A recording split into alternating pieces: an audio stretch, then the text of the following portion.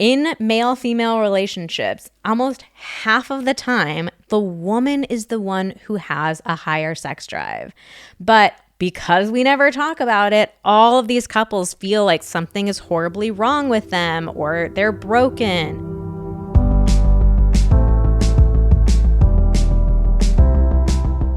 Hello and welcome to the Pillow Talks podcast. We're your hosts, Vanessa and Xander Marin. I'm a sex therapist with over 20 years of experience. And I'm just a regular dude. We share the ups and downs in our relationship while giving you step-by-step techniques for improving yours. Make sure you subscribe for your weekly double date full of totally doable sex tips, practical relationship advice, hilarious and honest stories of what really goes on behind closed bedroom doors, and so much more. It's the sex education you wish you'd had. Today's episode is inspired by a couple of reels that we posted on Instagram that immediately went viral. And the theme of those reels was the theme of this episode. Maybe it's not low libido, maybe it's fill in the blank. As a sex therapist, low libido has always been one of the biggest complaints that I've heard about from my clients. And our Instagram community is no different. We put a few polls up there and we discovered that 74% of our community say that their libido is currently low. Wow. It feels low. And 88% said that they have had a season of low libido at some point in their relationship. But it poses an interesting question. Is libido really the issue? Well, while you think about what the answer to that question is, let me give you the review of the week. We're going to leave you on a little cliffhanger here. This week's a very short, 4-minute cliffhanger. Actually, before you read your review, can you talk a little bit about why we do this? Why reviews matter? Why reviews matter? Mm-hmm. Well, they make me feel good. They also make Vanessa feel good. Okay, but the real reason.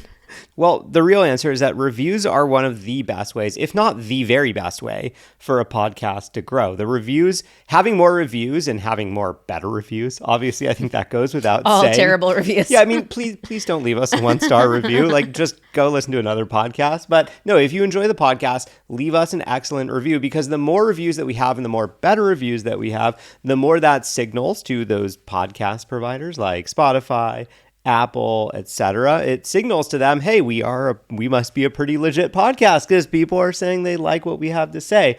Also, if you're looking for a brand new podcast, or maybe if a friend sends you a podcast episode, you might go and look at that podcast page and be like, do I trust these people? Do I want to listen to these people? And you probably, your eye would go straight to how many stars does it have? Does it have 5 reviews, or does it have 500 reviews? So the more reviews we get, the more we can, have our podcast featured on those podcast providers, the more legit, we think we're pretty legit, but the more legit we look to other just random people like that. That's how you find good stuff. So it really, really helps. And also, this is a tricky topic. Sex is a tricky topic that people can feel a little hesitant to talk about.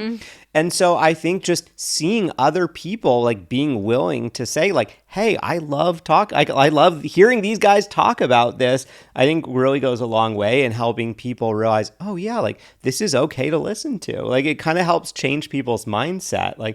Oh wow, they must be talking about something they must have something really great to say, because they're inspiring other people to talk openly about it too. So with that, here's this week's review of the week. Good for the whole family. Oh. My husband and I have been together for over 30 years, and V and X have definitely improved both our sex lives and communication. We have 2 daughters, 21 and 23, and have shared your podcast with them and given them your book.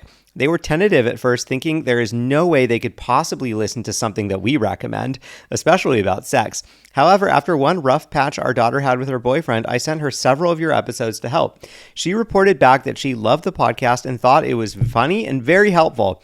Now they are sharing with their friends. Keep the podcasts coming. We love them all. And then there's a whole string of sexy emojis. Oh, this is an OG listener, because we used to have a Stump Xander with emojis part of our reviews. Oh my God, this makes like my heart is just bursting right now. This is like really exactly why we do what we do. This is seeing it happen in real life. Generational impact. Generational like that healing. is so fucking cool.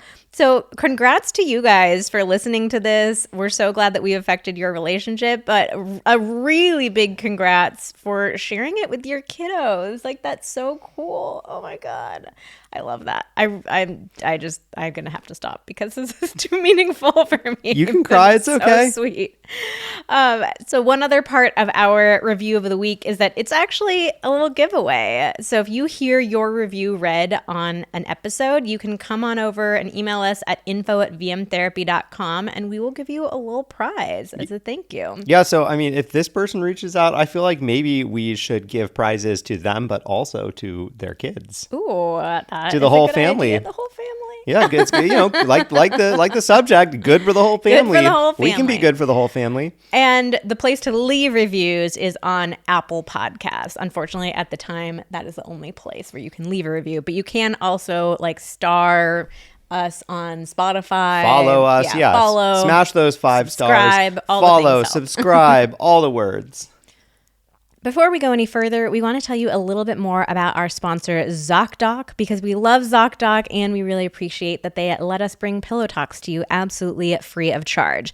Now, we all know there are things in life that you have to compromise on. Apartment that's in your budget, but with an upstairs neighbor who plays the drums, going to the grocery store that's always out of everything just because it's nearby. Or which Pillow Talks episode to listen to when you were on a road trip with your partner and you got to choose one.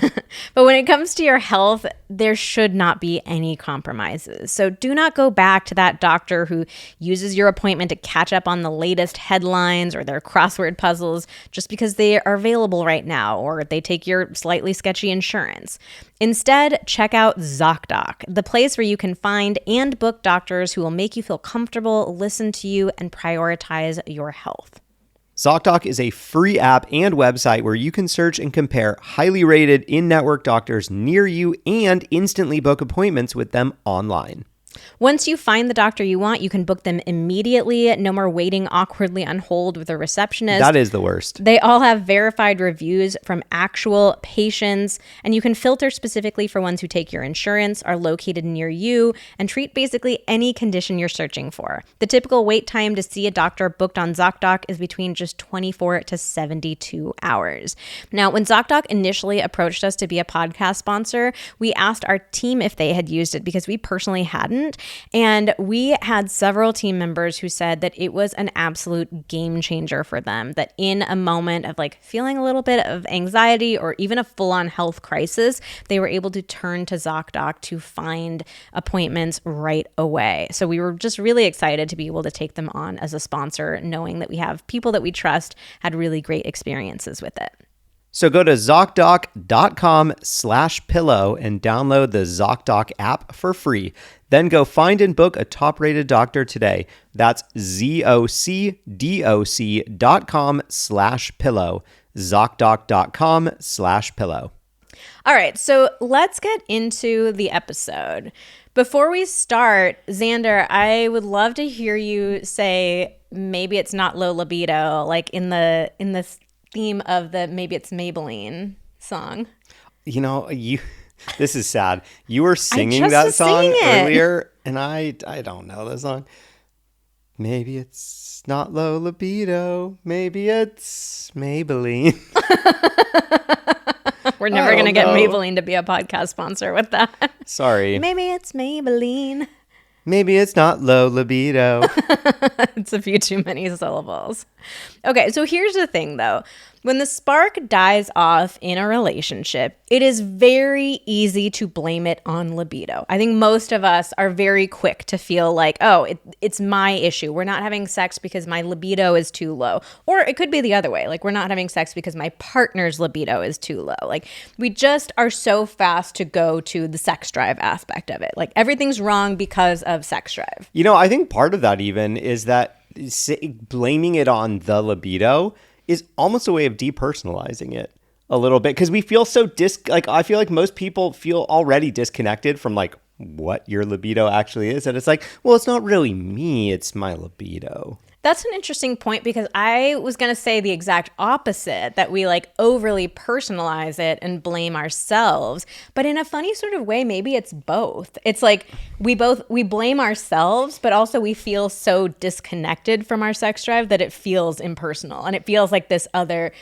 third thing, like, oh, it's you, it's me, and like libido. But the main point that we want to make in this episode is that there are so many other factors at play other than just libido. So we made 2 different reels here. We made one from a woman's perspective and we made one from a man's perspective. And we're going to go through each of them, like the specific points that we called out in those reels, and talk about them in more detail. Because of course, like in an Instagram reel, you have 15 seconds. So we just like listed all of these things, but didn't share any sort of explanation or background behind them. So we thought this would be a perfect podcast episode so we can dive into them in more detail.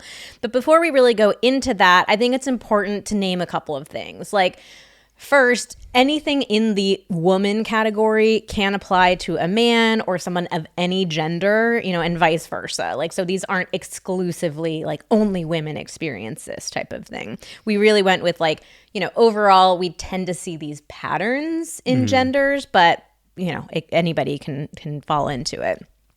Okay, so let's get into the female perspective libido. So we said, maybe it's not low libido. Maybe it's that the sex you're having isn't really worth craving. And that is like one of the most important points that we make. We have a couple of names for this. We sometimes call it the white toast problem, and we sometimes call it the mushy broccoli problem. We have a different reel that we did about the mushy broccoli. But the way that we like played that one out is we were like, do you ever find yourself absolutely craving a bowl of overly steamed mushy broccoli? No, most people don't enjoy it, so we don't crave that. And we don't beat ourselves up for not craving it. It makes sense to us. Like, yeah, why would I be craving that? I don't enjoy it. The exact same thing is true when it comes to sex. But, I mean, the overly steamed mushy broccoli. I do love broccoli. Yeah, not everybody broccoli does, is good. I like some good broccoli. But we often don't make that connection when it comes to sex. That, like, if we're not having good sex, it feels pleasurable and satisfying and connecting and orgasmic. Like, why would we find ourselves craving that? Yeah, it doesn't make any sense. And unfortunately, that's something that so many women, especially women in male-female relationships, are struggling with. Like, a lot of women do not actually enjoy the sex that they're having. And then on top of that, they're beating themselves up for not wanting it more. But it's like, well, why would you want it if you're not enjoying it? Okay, I'm going to move us along because I already know, like, with each of these little points that we talk about, these are entire episodes in and of themselves. So I'm just going to move us along before I start going on even more of a rant about the enjoyment, desire, connection. So maybe it's not low libido. Maybe it's that your partner only ever touches you when they want sex. This is such a common dynamic that happens, especially in male-female relationships, and especially as the years go on. Mm-hmm. I think this is something that nearly every long-term couple falls into at some point, and very often doesn't realize that they fall into this dynamic until it started to do some damage. We actually have an entirely separate episode all about something that we call the bristle reaction, which is when you have so little touch in your relationship where you're really only ever touching each other when you want sex, that you start bristling when your partner touches you. It's just like, oh, I know what you want. Like, it feels like that touch has a motive, or it's for you, it's not for me. So that's definitely a great episode to check out if you find yourself doing that. It is episode 130. But yeah, if you're not having any physical contact with your partner, it's also going to have an impact on your libido. Like, you're going to find yourself just struggling to get turned on if you feel like your partner's only really ever touching you for their sake, not for yours. And I think the flip side of this too is, like, it could be that you just described. It could also be if sex is not ever being initiated verbally in your relationship. If sex is only being initiated via touch, then that starts to become a problem, because then you're like, oh, well, okay, touch equals they want sex, rather than, a clear verbal initiation where oh, okay, they are saying they would like to have sex. Would I like to have sex too? Rather than this touch where it's like, it could mean all kinds of things, but we've just started to assume it must be a sexual initiation. So if you're listening to this and realizing like, ooh, yeah, the sex that I'm having, it makes perfect sense why I'm not craving it. Do not fear. This is our sweet spot. We love learning how to have incredible, extraordinary sex feel so fun, playful, and unintimidating. So we are going to link 2 of our most popular guides in the show notes for you, our Ultimate Foreplay Guides and Next Level Intercourse. They both have just absolutely amazing techniques to use. They're so much fun. We show you how to go through them with your partner in a way that is not at all intimidating. It's not going to make your partner feel bad. They're just super sexy to go through together. So we will link both of those. And if you just heard that and you're like, oh shit, verbal initiation? What's that? I don't feel comfortable with that. My partner doesn't know how to do that. We got something for you as well. You should check out The Art of Initiation, where we walk you through exactly how to initiate sex in exciting, enticing ways, whether that's verbal, whether that's a combination of verbal and other things. But the whole point of that is just figuring out what type of initiation each of you really like and identifying the ones that you don't like. So this will really help you get out of that rut of like, oh, it's only touch. And so you can figure out what types of initiation you like, what types your partner likes, get you both feeling super confident so that oh yeah, I'm initiating in the way that my partner really likes so that I am increasing my chances of getting a yes. You're going to want to check out that course. That is one of our favorite. We had so much fun creating that one and coming up with all these tips. So you're definitely going to want to check that out too.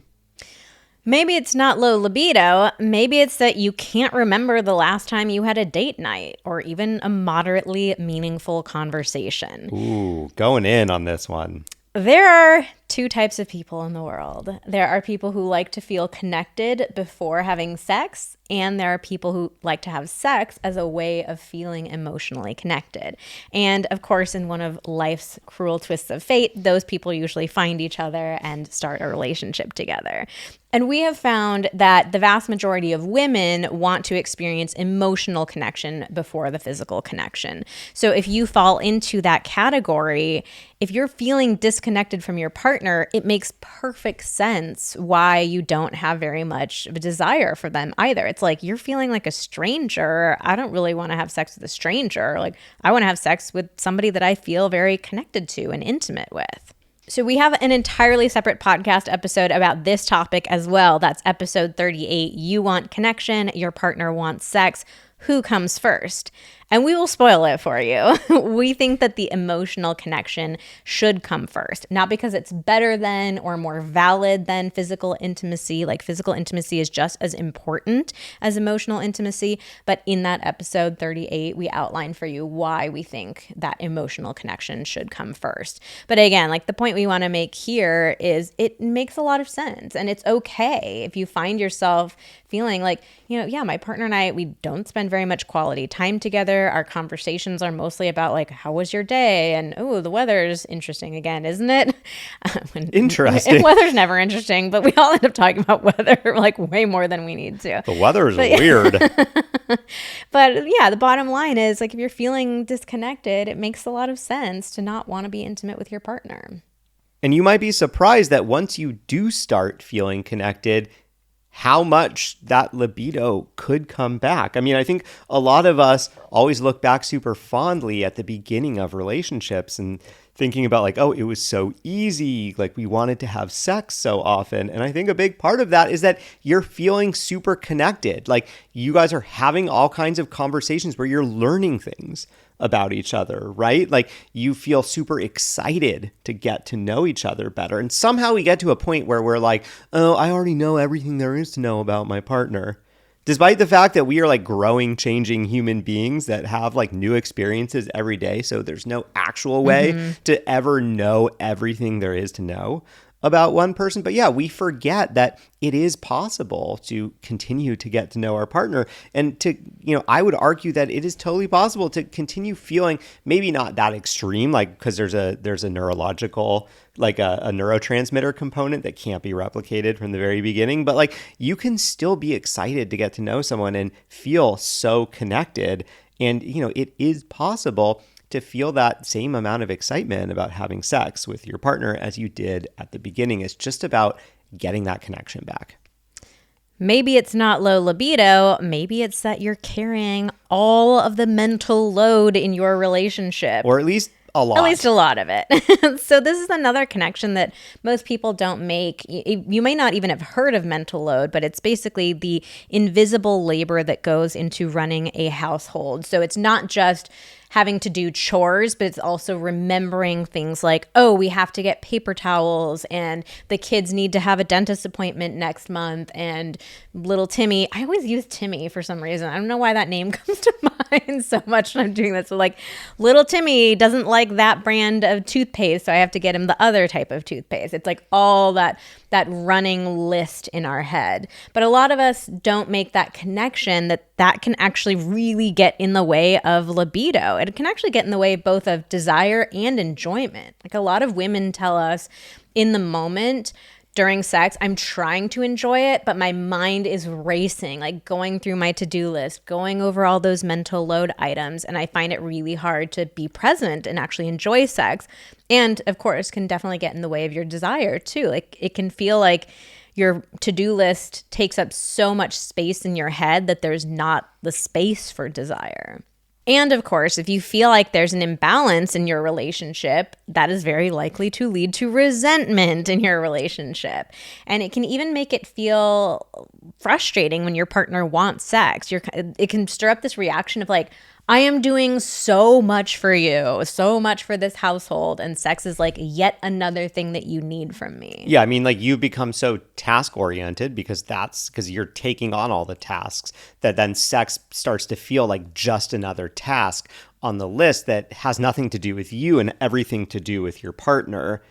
And that can make the resentment even. It's like, not only is your partner not doing, not taking responsibility for more things around the house to help balance that load, but they are also adding to the list with their own thing. And it becomes like, oh, like it's for them, it's not for me. And of course you feel disconnected from sex. Of course you don't want sex. Maybe it's not low libido. Maybe it's the fact that you're experiencing pain during sex. Pain is actually one of the top 3 causes of low libido. And this is another thing that it makes so much sense when you hear it out loud, but a lot of people don't put together that connection. Like, if you are experiencing pain, you are not going to feel desire. Our bodies are hardwired to avoid pain. So you're not going to be super high sex drive if the experience of sex itself is causing you pain. Yeah, I mean, this is a more extreme version of the first one, that like maybe the sex you're having isn't really worth craving. It's like, not only is the sex you're having met, like it is actually causing you pain. We have a whole episode about this too. It's episode 72, The Lowdown on Painful Sex. Maybe it's not low libido. Maybe it's that you're so touched out that it feels overwhelming to have yet another human needing something from your body. So if you haven't heard the phrase touched out, it's the feeling that primary caregivers get when they're being touched all day long. So it happens like with your kids, they're literally clinging to you. Babies are literally relying on a woman's body for survival, and you get touched out. Like your body is just like, I cannot be touched anymore. This is too much physical contact. And so sex can feel like yet another thing that somebody needs from your body. It can feel depersonalized in a way too. It's just like, oh, my body's just here to like take care of you, to sustain you, to bring you pleasure. And it just doesn't feel like you're getting anything from it yourself. So we hear about this a lot from moms, especially new moms. And a lot of women don't, again, it's like this is the common pattern that we're seeing, like, oh, I didn't realize that was playing into my libido. And this one probably pairs really well with the, like, if you're already having sex that wasn't particularly worth craving, and you're also touched out, and maybe the mental load is also imbalanced. Like these things start to really compound where it's like, oh God, like, yeah, like my body is not open for that, especially because like I'm not even enjoying it if my body was open to it.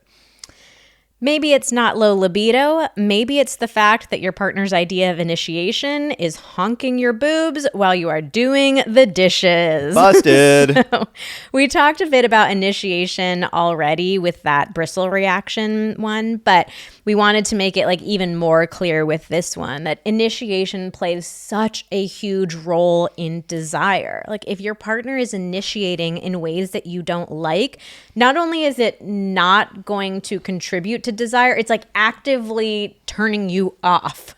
Like we have pulled this before, the boob honk thing.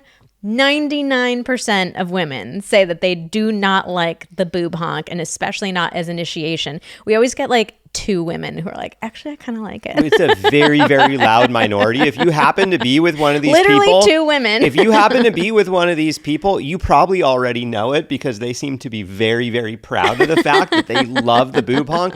More power to you. Hell yeah, honk those boobs.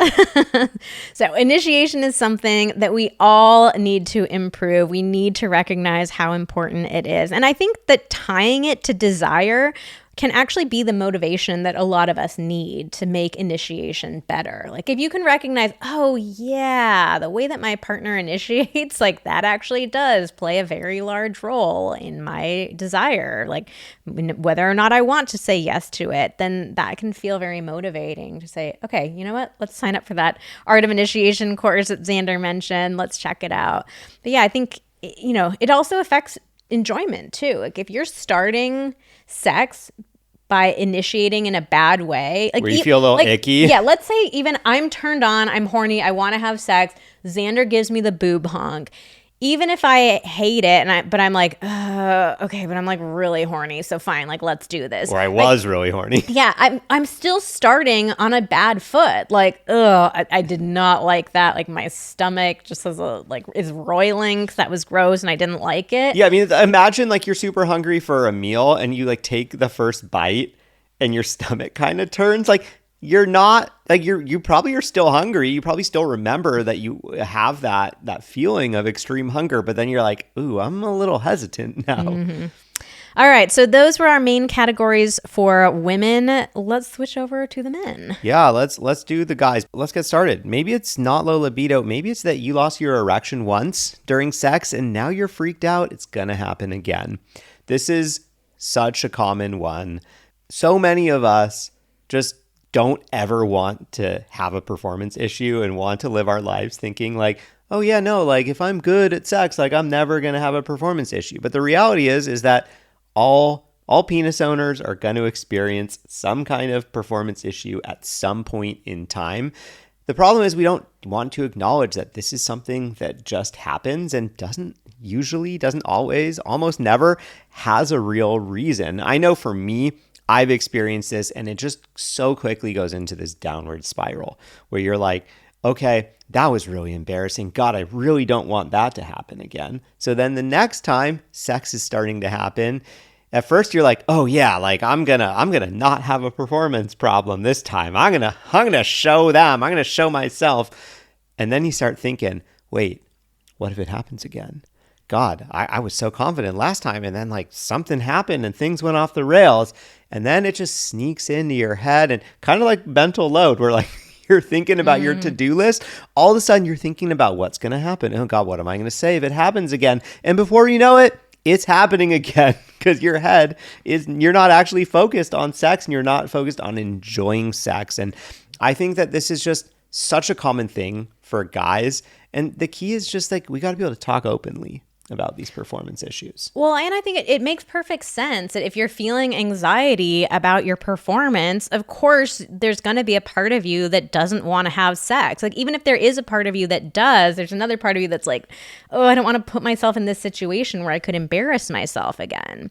So there is a very important and powerful connection between those two things.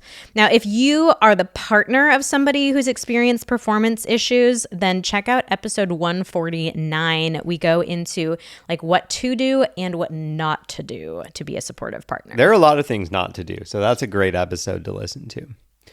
All right. Maybe it's not low libido. Maybe it's that she has a relatively higher libido and neither of you realize just how normal that is. This is something that does not get talked about enough.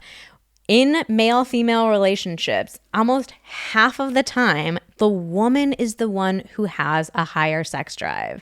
But because we never talk about it, all of these couples feel like something is horribly wrong with them or they're broken.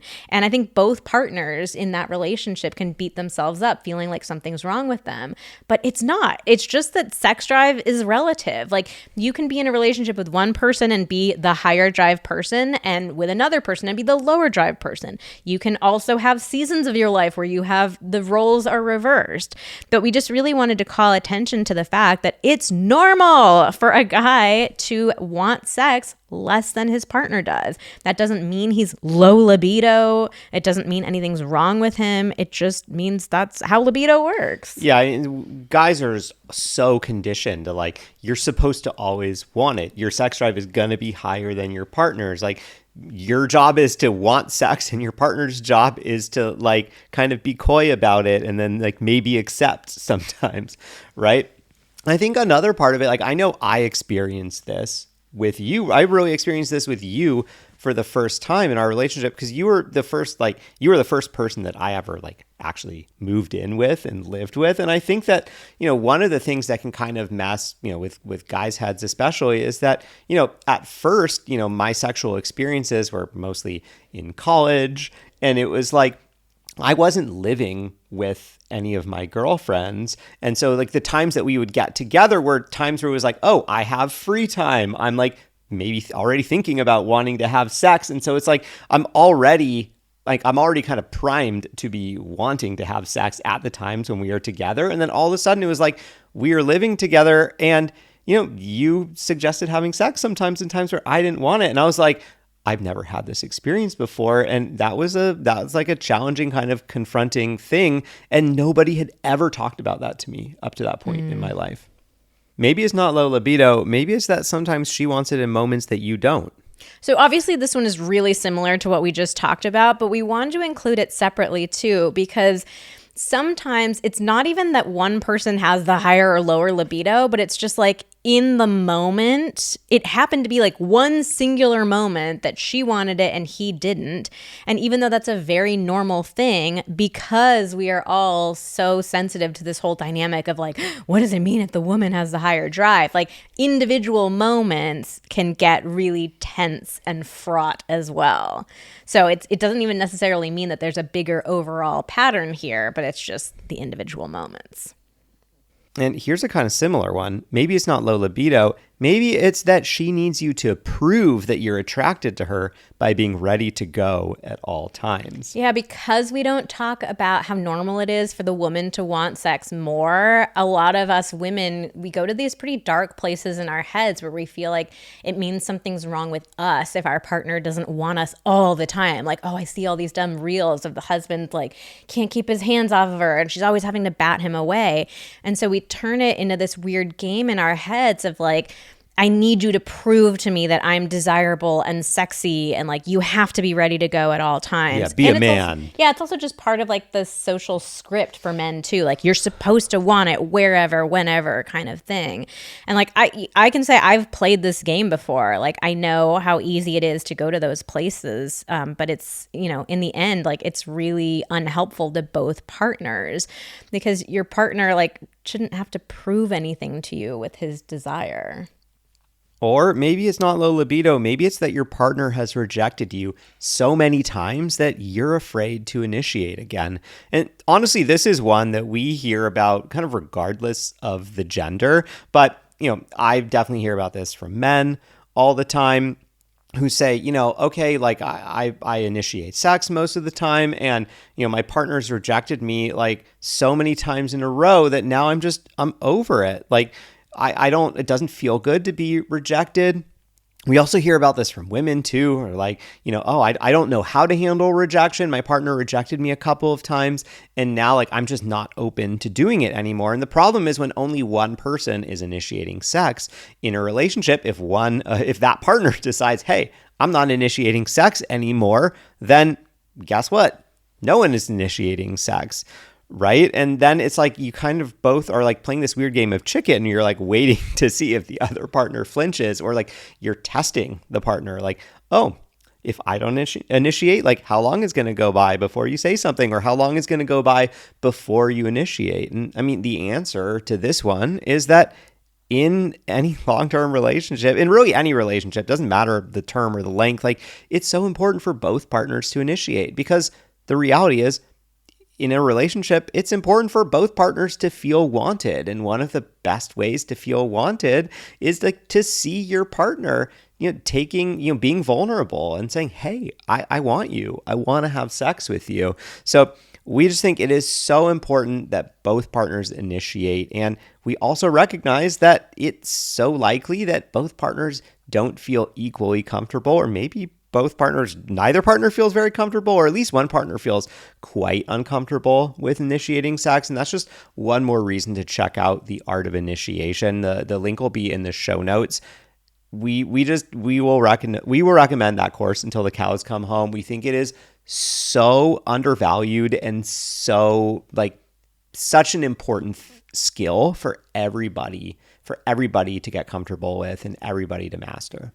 Maybe it's not low libido. Maybe it's that you don't feel emotionally connected to your partner. So I know we just talked about the importance of emotional connection, but I think that the thing that I want to call out here is that while we find that more men tend to prefer sex in order to feel connected, there are still plenty of men that like to feel emotional connection before they feel open to sex. And I am certainly one of those people. And that was something that took me a long time to really figure out and come to accept about myself, because it almost, as I started to realize that, it almost felt like I was less of a man because of that, because we have this idea of like men always wanting to have sex, right? And I found myself like not wanting to have sex unless I was feeling really close with Vanessa, or like things were in a good place.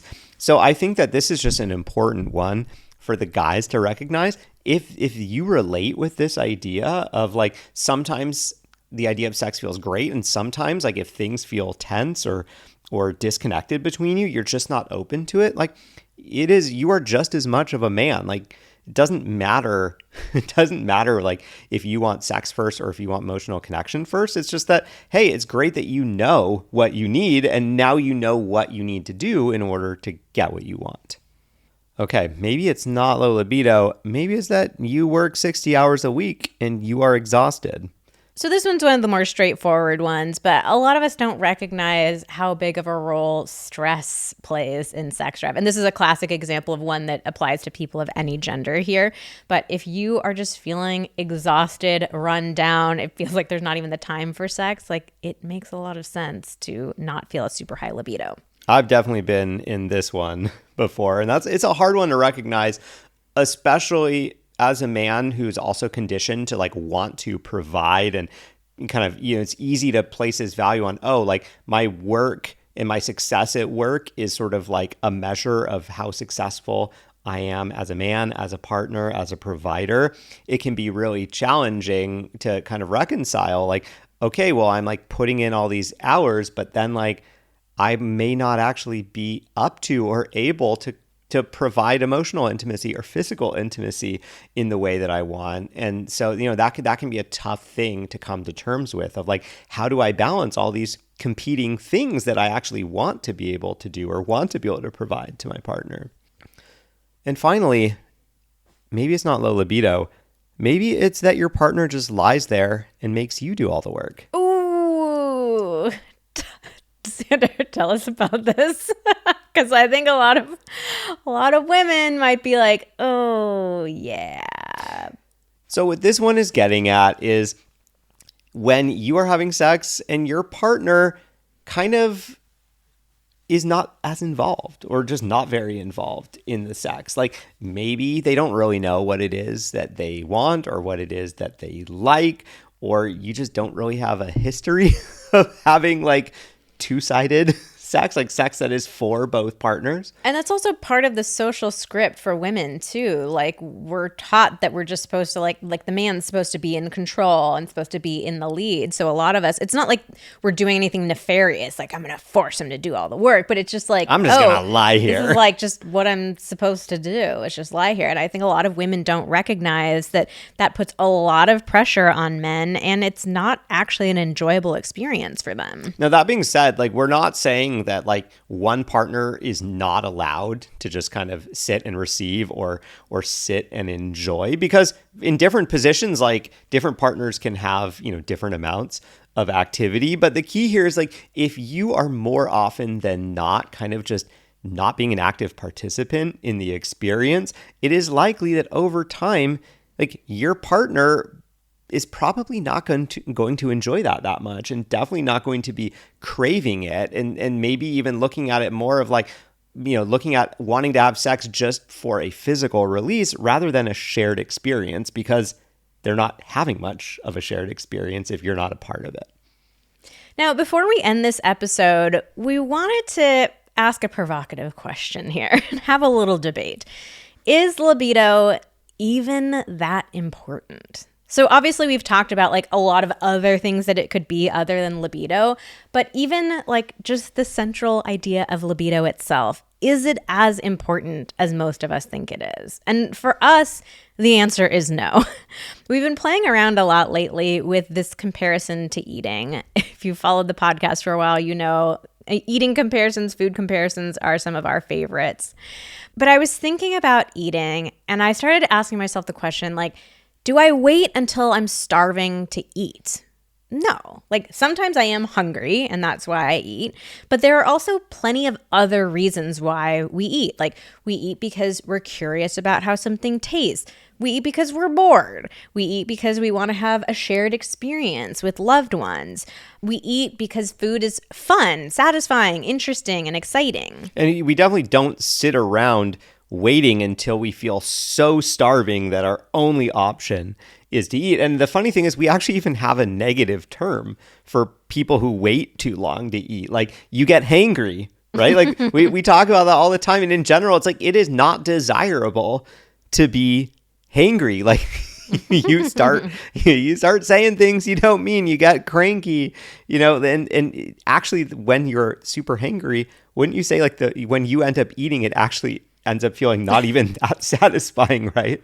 True. I don't know if that comparison stretches to sex, well, but I guess sometimes it can. I know. I mean, or maybe it's that like you might build up such high expectations of what you are looking for out of sex, like, oh God, I've been waiting so long, or I want it so bad. I mean, I think we hear about this sometimes with, you know, couples in like long distance relationships who haven't seen each other for a while, or getting out of a dry spell when you haven't had sex for a while. We can put these really high expectations on the sex. Oh my God, it's been so long. It has to be perfect, right? And it can be, when we create high expectations, often we end up disappointed. It can be really hard to meet those expectations.